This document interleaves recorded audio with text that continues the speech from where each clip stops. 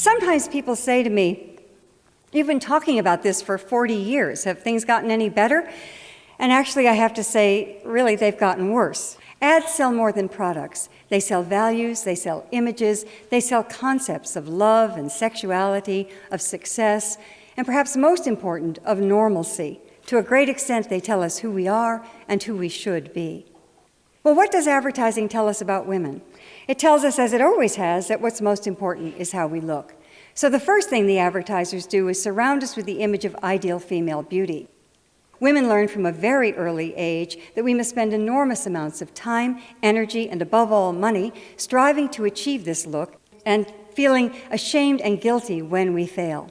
And failure is inevitable because the ideal is based on absolute flawlessness. She never has any lines or wrinkles. She certainly has no scars or blemishes. Indeed, she has no pores. And the most important aspect of this flawlessness is that it cannot be achieved. No one looks like this, including her. And this is the truth. No one looks like this. The supermodel Cindy Crawford once said, "I wish I looked like Cindy Crawford."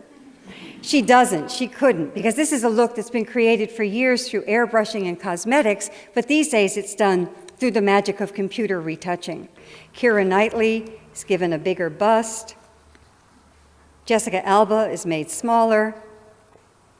Kelly Clarkson, well, this isn't interesting. It says slim down your way, but she in fact slimmed down the Photoshop way. You almost never see a photograph of a woman considered beautiful that hasn't been photoshopped. We all grow up in a culture in which women's bodies are constantly turned into things, into objects. Here she's become the bottle of Michelob. In this ad, she becomes part of a video game. And this is everywhere, in all kinds of advertising. Women's bodies turned into things, into objects. Now, of course, this affects female self-esteem. It also does something even more insidious. It creates a climate in which there's widespread violence against women. I'm not at all saying that an ad like this directly causes violence. It's not that simple. But turning a human being into a thing is almost always the first step toward justifying violence against that person.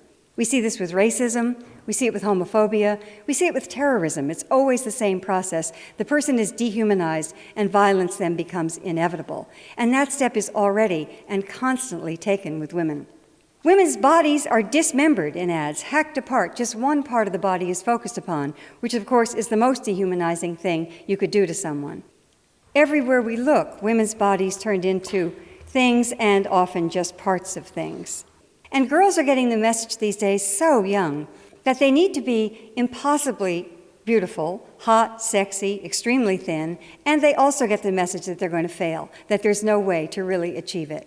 Girls tend to feel fine about themselves when they're 8, 9, 10 years old, but they hit adolescence and they hit a wall. And certainly part of this wall is this terrible emphasis on physical perfection. So no wonder we have an epidemic of eating disorders in our country and increasingly throughout the world. I've been talking about this for a very long time, and I keep thinking that the models can't get any thinner, but they do. They get thinner and thinner and thinner. This is Anna Carolina Reston, who died a year ago of anorexia, weighing 88 pounds, and at the time she was still modeling. So the models literally cannot get any thinner. So Photoshop is brought to the rescue. There are exceptions, however. Kate Winslet has been outspoken about her refusal to allow Hollywood to dictate her weight. When British GQ magazine published this photograph of Winslet, which was digitally enhanced to make her look dramatically thinner, she issued a statement that the alterations were made without her consent. And she said, "I don't look like that, and more importantly, I don't desire to look like that. I can tell you that they've reduced the size of my legs by about a third." Bless her heart. So what can we do about all of this? Well, the first step is to become aware, to pay attention, and to recognize that this affects all of us. These are public health problems that I'm talking about.